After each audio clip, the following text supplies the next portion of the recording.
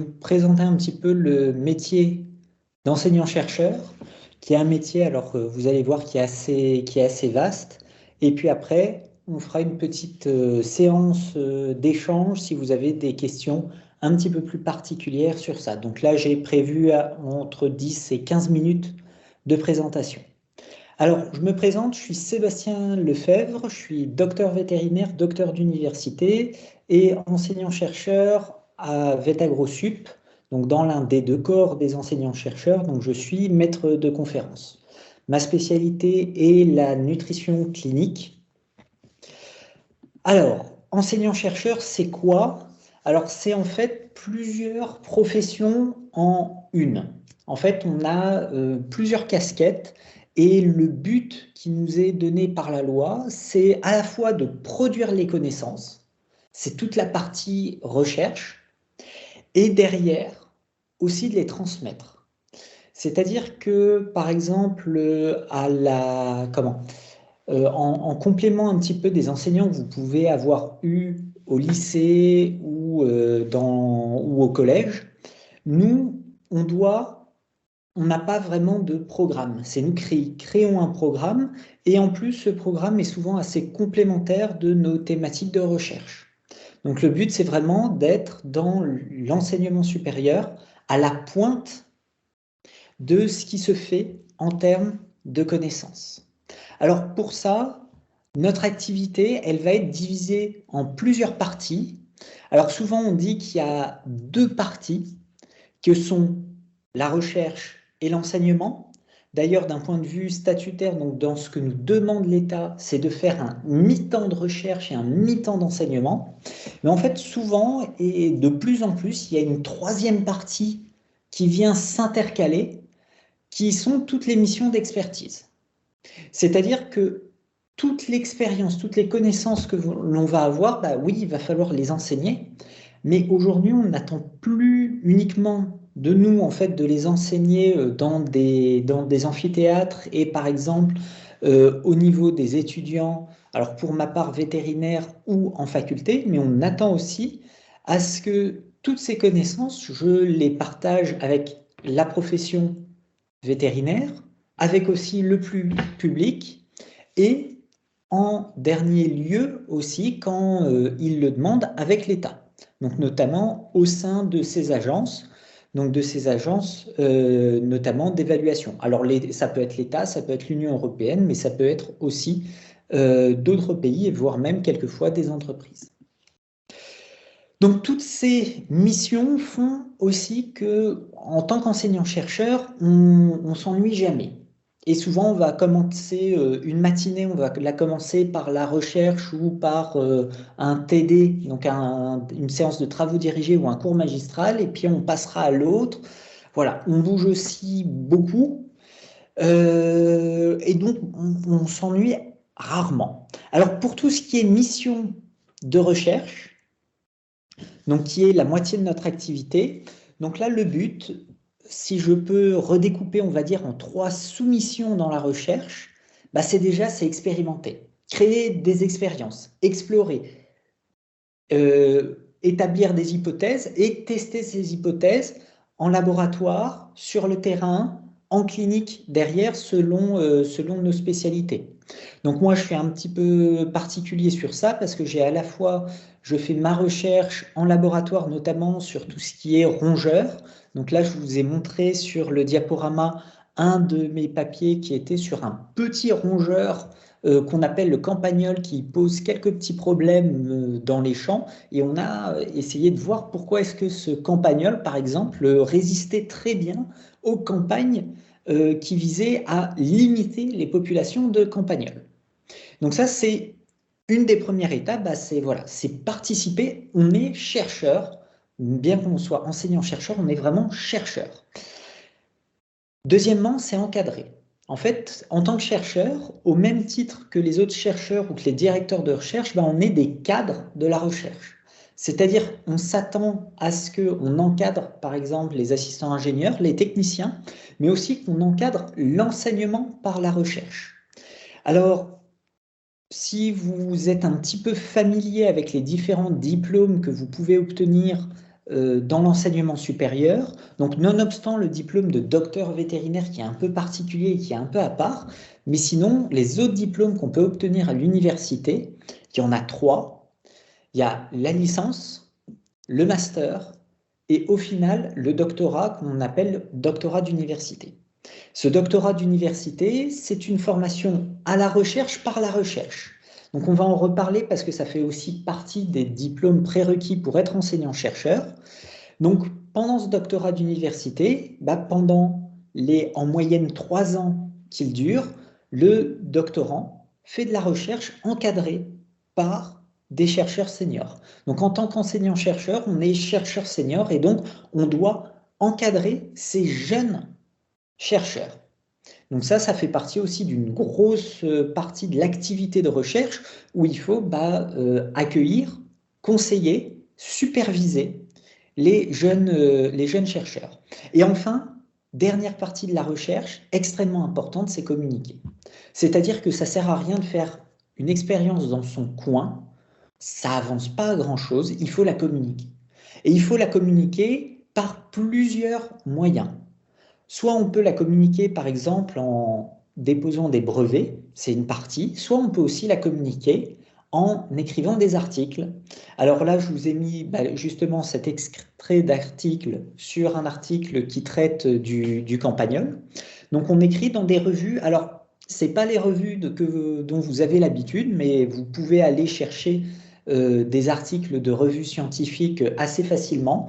Il y a un moteur de recherche qui est Google Scholar. C'est comme Google, sauf que ça va rechercher quasiment uniquement dans des articles de recherche.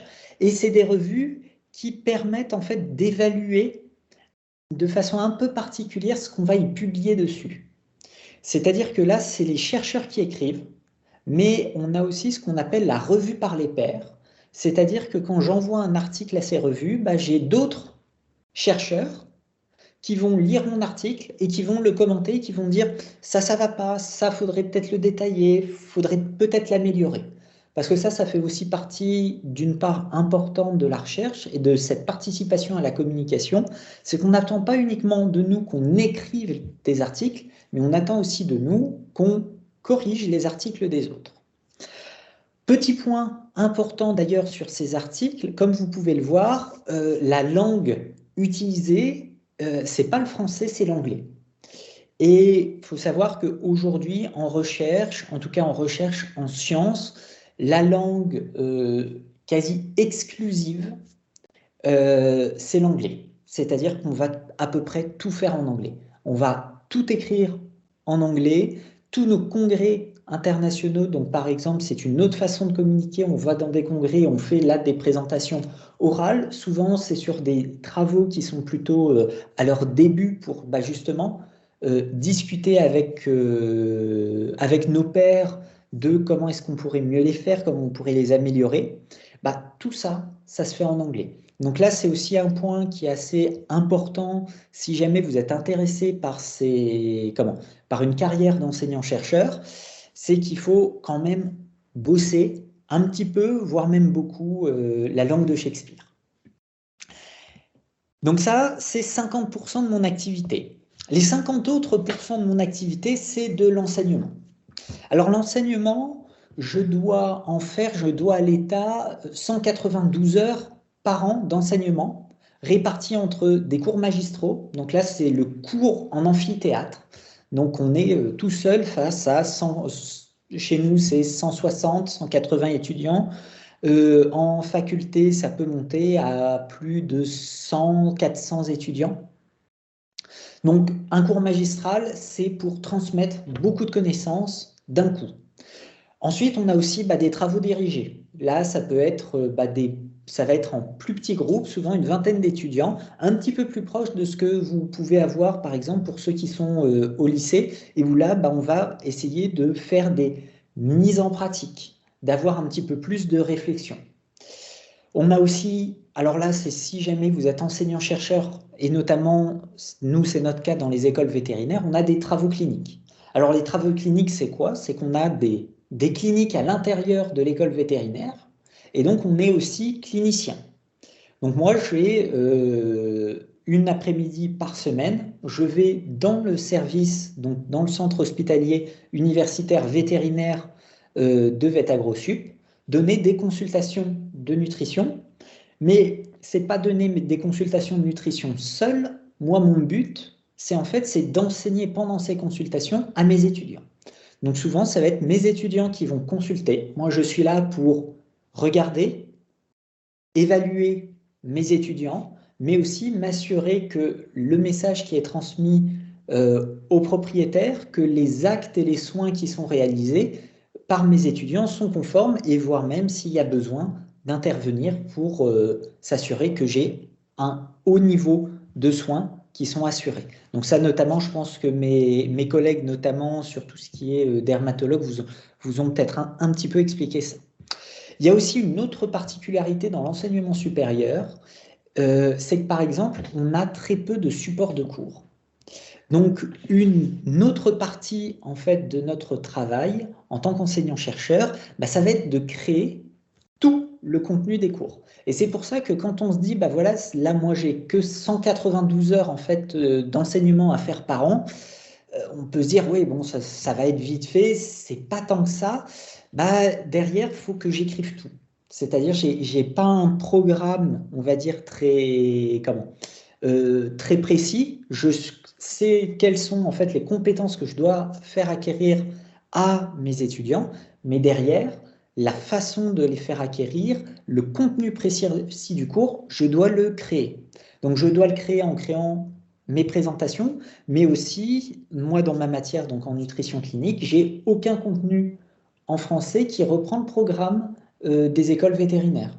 Donc là, j'ai dû écrire un livre de référence avec à l'intérieur tout le programme pour que n'importe quel de mes étudiants en fait, puisse retrouver toutes les informations de mon cours, les exercices et tout. Donc ça aussi, ça prend une part assez importante de l'activité qui est complémentaire aux cours magistraux et travaux dirigés. Et enfin, élément aussi important, c'est qu'on n'est pas uniquement là pour transmettre de la connaissance, on est là aussi pour accompagner. Pour accompagner nos étudiants, c'est-à-dire que quand nos étudiants rentrent en école vétérinaire, on donne à chacun de nos étudiants un enseignant référent. Et l'enseignant référent, il a pour but de recevoir l'étudiant, pour déterminer un petit peu comment, où il va faire ses stages, mais aussi dans les moments qui sont un petit peu plus durs au niveau du parcours universitaire, l'aider, l'accompagner. On a aussi des accompagnements d'étudiants à faire, par exemple, lorsque nos étudiants choisissent un sujet de thèse. Donc le sujet de thèse, là, de thèse vétérinaire, c'est un sujet qu'ils doivent traiter pour obtenir le doctorat vétérinaire, qui peut être un sujet bibliographique, un sujet expérimental, et où ils vont devoir creuser un petit peu plus particulièrement une question. Et donc, pour toute cette problématique, là aussi, on est là pour accompagner nos étudiants et leur servir un petit peu de référence. Et dernier point qu'on voit de plus en plus, c'est la partie expertise. Alors, comme je vous ai dit, il y a 50% de temps qui est prévu à la recherche, 50% de temps qui est prévu à l'enseignement. Et en fait, en tant qu'enseignant-chercheur, souvent, on dépasse un petit peu et même assez souvent, nos heures, parce qu'on a aussi des missions alors administratives et des missions un petit peu plus intéressantes d'expertise. C'est-à-dire que comme on est expert dans notre domaine, donc pour moi c'est tout ce qui est nutrition clinique et nutrition des carnivores, on a des agences gouvernementales qui demandent notre appui. Par exemple, pour ma part, je suis en appui de l'ANSES. Donc l'ANSES, c'est l'agence qui gère en France en fait beaucoup de questions de nutrition, et notamment moi je suis sur tout ce qui est question d'alimentation animale, de sécurité sanitaire sur tout ce qui a trait à l'alimentation animale, donc notamment aux croquettes. Et donc là, c'est cette agence de l'État qui demande mon expertise sur un certain nombre de sujets. Donc je dois écrire des rapports pour cette agence. Mais on a aussi d'autres éléments. On a aussi de l'expertise auprès du public. C'est-à-dire qu'on nous demande de participer aussi à des activités de vulgarisation. Alors, je vais vous donner l'exemple de ma dernière activité de vulgarisation. Si vous prenez le Sciences et Vie de ce mois, vous avez tout un article sur est-ce qu'il faut nourrir ou pas nos chiens et nos chats avec une alimentation végétarienne. Bah, aujourd'hui, c'est une question qui se pose. Et donc, bah, il y a des journalistes scientifiques qui viennent chercher des experts, et ça aussi, ça fait partie de notre travail. Mais on a aussi la presse quotidienne qui, quelquefois, nous demande, bah, quand il y a un problème, quand il y a une grande question, qui vont chercher, en fait, ces enseignants-chercheurs, selon leur spécialité, pour essayer d'aiguiller le public. Et puis, il y a aussi, et ça c'est une des particularités quand on est vétérinaire enseignant-chercheur, c'est qu'il y a une profession. C'est-à-dire que je fais de la nutrition clinique et je dois aider et appuyer aussi les vétérinaires, que ce soit des vétérinaires généralistes, que ce soit mes collègues qui sont en spécialité, soit en faisant des publications de formation continue. Donc là, souvent, en fait, on recycle, alors en le mettant à jour aussi en fonction du public, tout ce qu'on crée pour les étudiants du tronc commun, mais aussi en créant des outils. Donc par exemple, moi, dans mes activités d'enseignant-chercheur, j'ai été amené à créer un outil informatique que je crée et que je mets à chaque fois à jour, en fait, pour que n'importe quel vétérinaire puisse très rapidement analyser un aliment, une ration, créer une ration ménagère. Donc tout ça, c'est des petites activités voilà, qu'on nous demande, qui sont au service de la profession, au service du public, au service des agences gouvernementales. Alors, si vous voulez devenir enseignant-chercheur, qu'est-ce qu'il vous faut? Alors, en diplôme, alors bon, là, je suppose que vous êtes aussi vétérinaire. Donc, ça veut dire que vous avez fait vos 6 à 7 années de cursus vétérinaire. Donc, vous êtes docteur vétérinaire et là, vous vous dites, c'est bon, je peux devenir enseignant-chercheur. Alors, non, pas tout de suite. Parce que pour être enseignant-chercheur, il faut être chercheur. Donc, il faut avoir fait de la recherche. Et donc, pour ça, il vous faut ce qu'on appelle un doctorat des universités. C'est le doctorat qui vous donne vraiment le titre de docteur pur, pas uniquement docteur en médecine ou docteur vétérinaire, le vrai docteur, que les anglo-saxons appellent PhD. Donc c'est quoi? C'est 3 ans de recherche encadrée par un chercheur senior. Enfin, par un ou des chercheurs seniors. Donc c'est des années d'études qui s'ajoutent en plus, alors qu'ils sont quand même des années d'études qui sont rémunérées. Donc, on ne gagne pas non plus des milliers des cents. Là, ça a été un petit peu rehaussé maintenant. Il me semble que c'est à 2000, ça doit être à 2000 euros maintenant. Donc, c'est 3 années de recherche qui vont vous permettre à la fin d'être sanctionné par un doctorat des universités et qui vont vous permettre de peut-être entrer dans la profession. Parce que pour devenir enseignant-chercheur, en France, en tout cas dans tout ce qui est public, c'est un concours de fonctionnaires. Donc, ce concours de fonctionnaires, vous devez le passer. Alors, il y a 2 épreuves au ministère de l'Agriculture pour être reçu par ce concours. Donc, ça s'ouvre par matière. Donc, souvent, c'est des matières qui sont assez précises. Par exemple, moi, c'était alimentation animale et nutrition clinique. Donc, on peut me poser des questions et on va me demander des compétences sur ces points-là. Il y a une première épreuve où ça va être ce qu'on appelle une épreuve de titres et travaux. C'est-à-dire où on va présenter un petit peu tous les travaux qu'on a fait, toute la recherche qu'on a fait, tous les enseignements qu'on a fait, pour montrer qu'on a la compétence pour pouvoir être enseignant-chercheur. Et il y a une deuxième épreuve où on va nous demander en 24 heures de préparer une leçon. Donc une leçon, ça peut être une leçon sur à peu près tout et n'importe quoi dans notre matière. Là aussi, c'est pour un petit peu nous mettre à l'épreuve et déterminer est-ce qu'on a bien les capacités pour faire ce métier-là. Donc voilà, donc souvent, c'est des concours qui sont, qui sont assez restreints. Il n'y a pas beaucoup de candidats parce que avoir cette expertise. Souvent, on est moins d'une dizaine en France, mais qui permettent de sélectionner les candidats. Et une fois que vous êtes enseignant-chercheur, vous allez pouvoir, après, faire tout votre enseignement et votre recherche. Donc, en tant que fonctionnaire, ce qui donne aussi une certaine sécurité, parce que là, c'est aussi l'une des particularités des enseignants-chercheurs, c'est qu'on est par la suite, en fait, indépendant sur toutes nos méthodes d'enseignement et de recherche. Donc, ce qui évite notamment, et notamment par exemple quand on fait des expertises, d'être sujet à des pressions, et notamment des pressions politiques. Voilà, donc une fois qu'on a le concours, on a une indépendance bien supérieure à la majorité des fonctionnaires. Alors, cette indépendance, elle vient aussi avec on va dire, des petits points un peu négatifs, et ça c'est important, on va dire, dans les profils des personnes qui souhaitent accéder à être enseignant-chercheur, c'est qu'il faut beaucoup d'autonomie. Il faut de l'autonomie dans le travail, il faut de l'autonomie aussi dans la prise de décision et énormément d'initiative dans cette autonomie. Il faut aussi énormément de pédagogie. Bah oui, la moitié du travail, ça reste de l'enseignement. C'est de l'enseignement, c'est de l'accompagnement d'étudiants, même dans la recherche.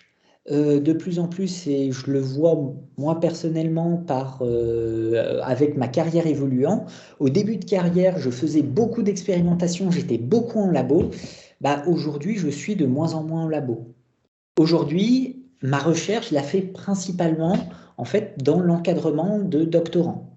Donc, c'est mes doctorants qui sont en labo, qui font la recherche, et moi, j'encadre. J'encadre, je regarde ce qu'ils écrivent, je corrige, je les aide à réfléchir sur leurs protocoles expérimentaux. Il faut aussi, et ça, je pense que c'est quelque chose qui est important, et notamment quand je vois beaucoup de mes collègues, il y a aussi une certaine part d'originalité au niveau des enseignants-chercheurs. Alors, quand je dis originalité, c'est parce que pour avoir une activité de recherche, la recherche, il n'y a pas un plan de recherche très structuré. Ça part d'une idée, et d'une idée qui doit être nouvelle. Il faut de la nouveauté. En plus, on est dans l'enseignement supérieur, on est là aussi pour explorer un certain nombre de choses, un certain nombre de questions, aller au-delà de ce qui est établi scientifiquement. Donc, pour essayer justement toujours de repousser les bornes de la connaissance. Et pour ça, souvent, il faut aussi un petit grain d'originalité pour se dire, ah tiens, là, on ne s'est pas jamais posé la question dans ce sens-là. Donc, on va essayer de voir, on va essayer de creuser la question. Et c'est comme ça qu'on va arriver à avancer.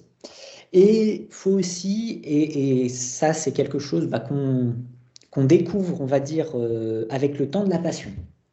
Énormément de passion, parce que c'est un travail qui prend beaucoup de temps. Vous avez vu, il y a demi-temps, plus derrière beaucoup de missions qui se rajoutent. Donc, si on n'est pas passionné, souvent ça bloque un peu, sachant qu'en plus, là, si vous voulez avancer dans une carrière d'enseignant-chercheur, il n'y a que votre autonomie et vos prises d'initiative qui vont vous permettre vraiment de progresser.